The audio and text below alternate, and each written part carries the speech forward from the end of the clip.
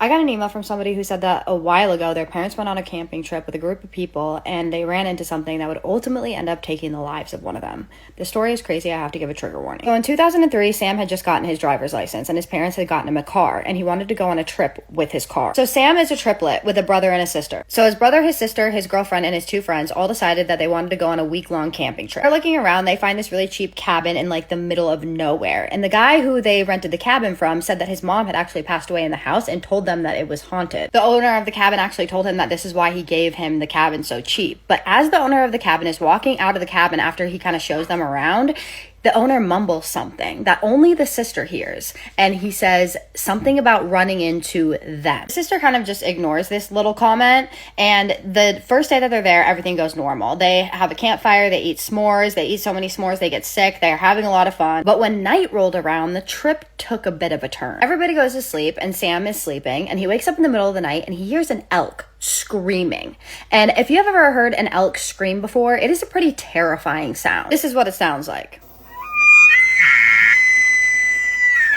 So he gets up and he looks outside the window, and the window is pretty well lit. He sees a bull and 4 cow elks just grazing and walking around calmly. So he's just watching them, wondering where the hell that sound came from, when suddenly he sees every single one of their heads just dart to the left. And they're looking into the woods, and then they just start pacing nervously. Then they start stomping their feet and they start making warning sounds. And Sam looks into the woods and he starts seeing this small orange light appear from the woods. And just as soon as he sees this light, he sees all of the animals just running away. They just booked it. Something really scared them. So he's just looking into the woods and he sees the orange light come out, and then he sees something appear out of the woods, but he can't really tell what it is. So he just assumes that this is a grizzly bear because the owner of the cabin had told him that there were grizzly bears around the area. So he decides that he's just going to go back to bed. So he goes back to bed. The next day they wake up, they go outside, and they see something really weird. They see their campfire that they had used. They see more burnt logs, but they're put in like a formation that they didn't leave it in. So they think this is really weird, but they're like, maybe we just didn't put the fire out well enough. They don't really put much thought into this. They kind of just joke around about it. And around 9 p.m., for some reason,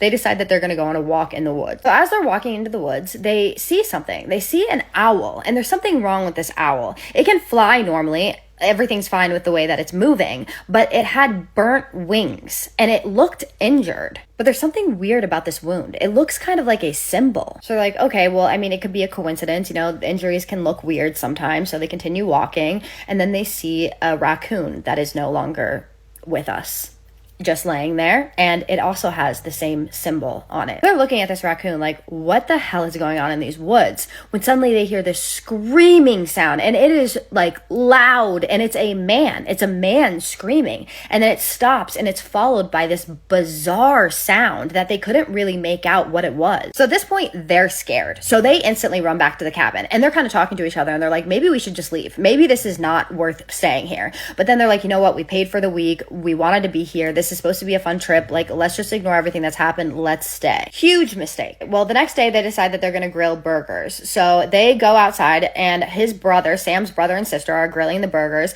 and Sam and his two friends are on the porch, and they're just chilling when suddenly they hear something. Sounds like 5 human voices are just shouting. They all just freeze, and they start hearing this cackling sound, like a man is literally cackling, not a normal laugh, like a cackle. He said that whoever was laughing sounded like they were hysterical. They're all terrified at this point, and they're like, let's go in the house. So they all run into the house. But at that point, his sister is like, listen, we forgot to turn off the grill.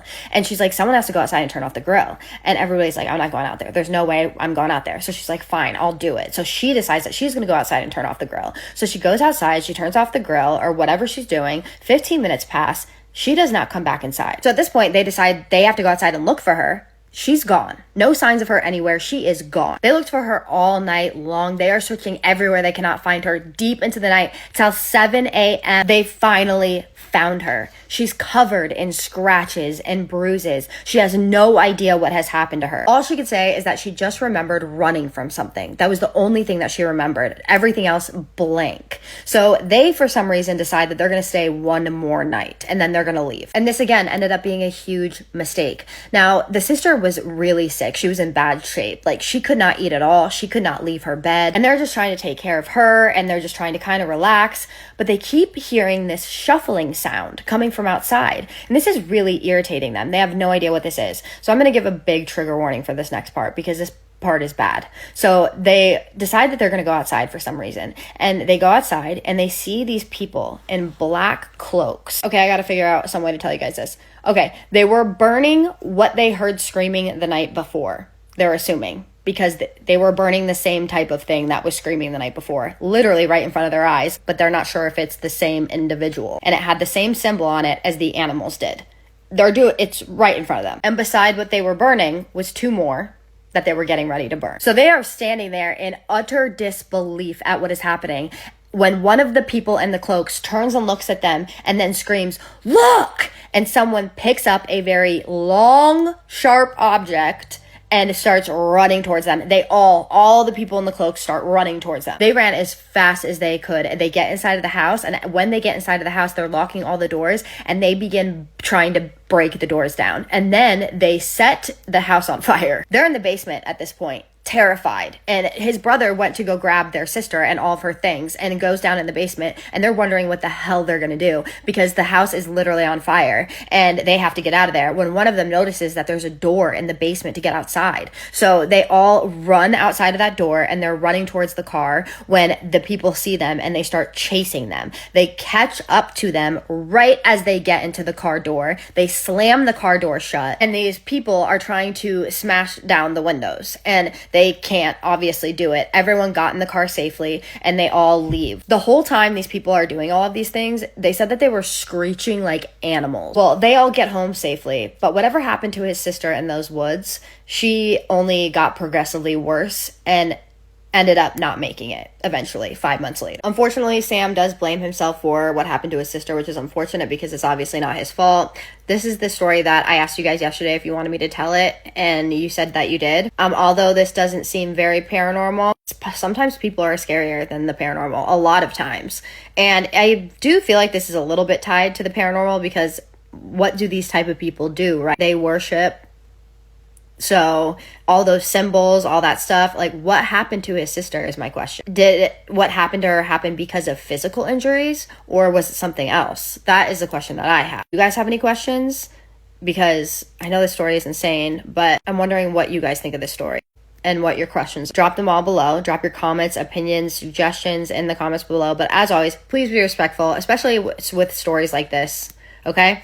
Thank you. And with that being said, I'm now going to do my favorite part, which is the shout outs. Sean Sandoval 34. I really hope I said that right. Thank you so much for your comment. It was so nice. I really appreciated that. And thank you for reposting my content. That means so much to me when people repost my content. I really appreciate that. It shows so much support. Thank you for being a part of my community. Thank you so much for watching my stories and liking them and supporting me and leaving kind comments. You have no idea how much that means to me. I don't have a lot of time to talk, but I appreciate you so much and I love you. Eat It Spams. I hope I said that right. Thank you so much for the comment that you left. That was so nice of you. And I really, really appreciate you being a part of my community. I really appreciate you leaving kind comments and supporting me. I would not have this page without people like you, and I wish that I could say more, but I'm running out of time. I just wanted to say thank you and tell you how much I appreciate you and that I love you. And I don't have time for the full outro, but keep sending me your scary stories. Have a safe night. And what's the third one? Say it with me. Have a spooky night. Love you so much, my spooky babies. I'll see you in the next one.